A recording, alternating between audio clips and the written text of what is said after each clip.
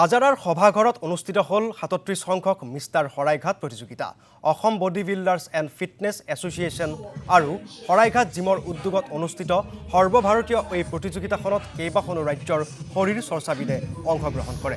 ইয়াৰ লগতে অনুষ্ঠিত হয় ৮ম সংখ্যক অসমীয়া প্ৰতিদিন মিষ্টাৰ শৰাইঘাট ২০২৬ আৰু ৫ম সংখ্যক চাই বিকাশ মিছেছ শৰাইঘাট প্ৰতিযোগিতাও।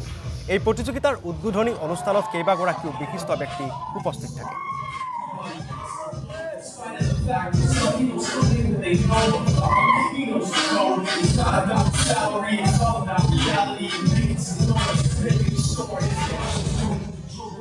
Mister Saraighat classic body building championship all India এবাৰ আমাৰ ৩৭ বছৰ হ'ল আৰু লগতে অসমীয়া প্ৰতিদিন ৮ বছৰৰ বাবে মিষ্টাৰ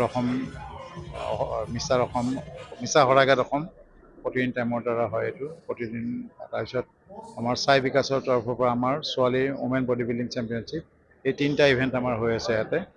আৰু ইয়াতে আমাৰ যিখিনি হয় নেশ্যনেল লেভেল পাৰফৰ্মাৰকহে ইয়াতে ইনভাইট কৰা হয়, বাকী চব জেনেৰেল প্লেয়াৰক দিয়া নহয়।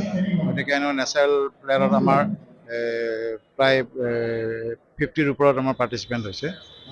গতিকে খুব ভাল এটা প্লেয়াৰসকল আহিছে বা পৰিৱেশটো আমাৰ নতুনকৈ এবাৰ লৈছোঁ। আজাৰা সভাঘৰ আমি চিটিতে পাতি থাকোঁ, এইবাৰ আমি অলপ আউটছাইডত পাতিছোঁ।